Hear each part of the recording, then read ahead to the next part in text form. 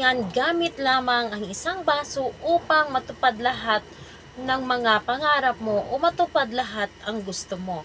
Hello mga guys, kumusta kayo? Panibagong araw, panibagong video na naman tayo. And sa araw na ito ay isa na namang video ang aking ituturo sa inyo na simpleng gabay o simpleng pamamaraan na makakatulong sa atin. At bago ang lahat, gusto ko lang mag-disclaimer sa mga tao hindi naniniwala at hindi gusto ang mga kagaya nitong video. Please skip this video at maghanap kayo ng videos na gustong gusto nyo dahil ang video na ito ay para lamang ito sa mga taong naniniwala in gusto mag-try. Sa lahat po ng mga nag-comment sa aking mga videos dito sa loob po ng aking channel, mag-ingat po sa lahat ng mga nagre-reply sa inyo na dinadala kayo sa WhatsApp para iwas scam po tayo. So ayun po, sa lahat po ng mga may mga pangarap sa nangangarap na hanggang ngayon ay hindi pa rin natutupad yung mga kahilingan nila o hindi pa rin nila nakamit yung mga gusto nila. Gusto nyo na ba na matupad ito? Lalong-lalo na sa pera. Dahil yun ang pinakamayor natin sa ngayon. Dahil sa ngayon po, ngayong panahon na ito ay sobrang napaka-krisis at ang hirap hanapin ng pera. At kung magkapera man tayo ay napakabilis itong mawala sa atin.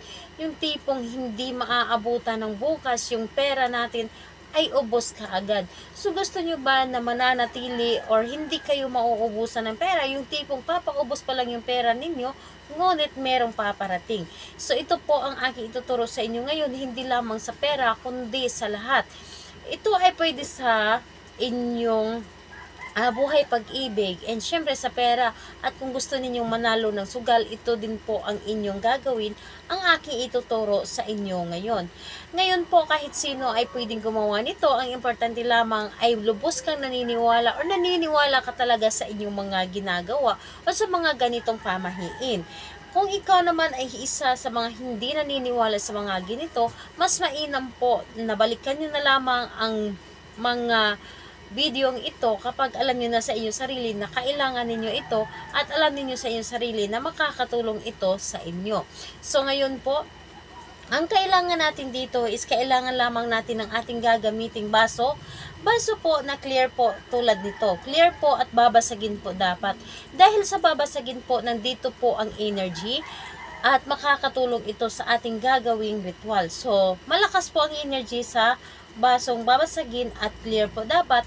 And kailangan din po natin dito ng tubig. So, kailangan natin dito ng tubig dito po sa baso. So, lagyan po natin ito ng tubig. And syempre, kailangan din po natin dito ng papel. Papel po na malinis and kailangan din natin dito ng panulat. So, ito lamang ang dapat nating ihanda sa paggawa ng ritual na ito.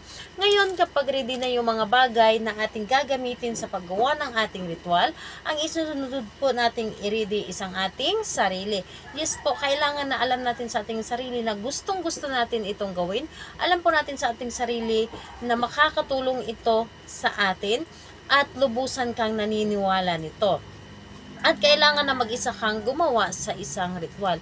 Ngayon po kapag ready ka na at mag-isa ka lamang, pwedeng-pwede mo na itong simulan ang ritual na ito.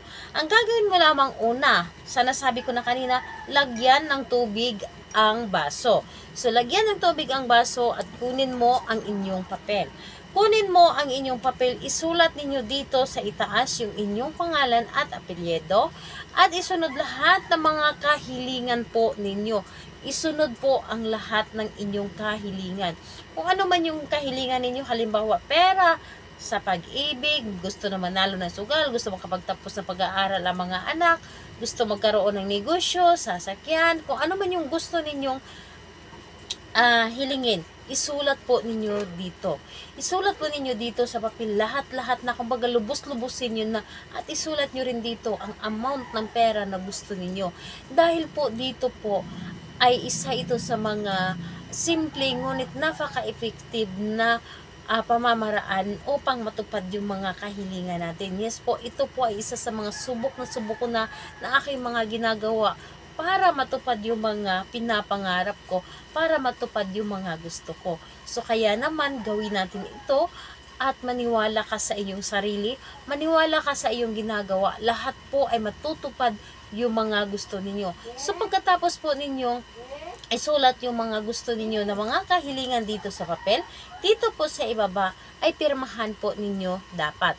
So, pirmahan po ninyo dapat dito sa ibaba para po tagumpay. Kumbaga, nilagdaan nyo na para tagumpay yung mga kahilingan ninyo.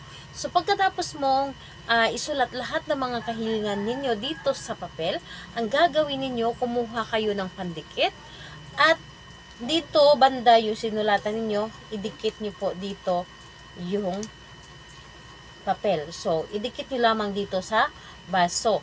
Ngayon, kapag nahanap or nalagyan ninyo na ito ng pandikit, ang baso, yung papel, dapat nakadikit na sa baso, hawakan nyo lamang ito ng dalawa ninyong kamay at pumikit at humiling kayo. Humiling kayo na nagmula sa inyong puso taimtim. Hilingin ninyo dito ang pinakamayor natin, pera, pag-ibig, kung ano man yung gusto ninyo na hilingin dito. Ang importante lamang ay good intention, ito ang inyong hihilingin. Good intention lamang dapat ang inyong sasabihin dito at kailangan hindi negative. Dapat mga positive lahat yung mga sasabihin ninyo at kailangan ay nanggagaling po sa inyong puso mismo ang inyong mga sinasabi. At maniwala ka sa iyong ginagawa at sabayan din ninyo ito ng pagsisikap kung ito ay inyong ginawa. So, pagkatapos mong humiling, pumunta ka sa likod ng inyong pintuan, ilagay po ang baso sa likod ng inyong pintuan kasama po yung papel. Hayaan po ninyo doon. At kung wala or magdalawang isip kayo, ilagay sa may pintuan, pwede sa mga bintana, basta importante ay sentro po ito ng araw or liwanag, kumbaga bagong sikat doon po sa sinag ng araw po, sa bagong sikat ng araw. Doon po ninyo ilagay or di kaya sa ilalim ng inyong kama. So, makikita ninyo ang pagbabago na inyong pamumuhay kapag ito po ay inyong ginawa. Maniwala lamang kayo sa inyong ginawa dahil dito po ay isa ito sa mga napaka-effective na pamamaraan paano mabago ang ating buhay. Maniwala ka lang sa iyong ginagawa, aasahan ninyo ang pagbabago. So, ayun po, gawin lamang ito sa araw ng Tuesday and Friday po. Gawin po ninyo ito sa araw ng Tuesday and Friday sa kahit anong oras. Basta po ito ay nagawa ninyo ng araw ng Tuesday and Friday. And pwede rin naman sa ibang araw kung malakas po ang energy ninyo. So, kung may mga katanungan kayo, huwag lamang mahiya na mag-comment sa baba upang ma-replyan ko po kayo. Bye-bye everyone. God bless us all.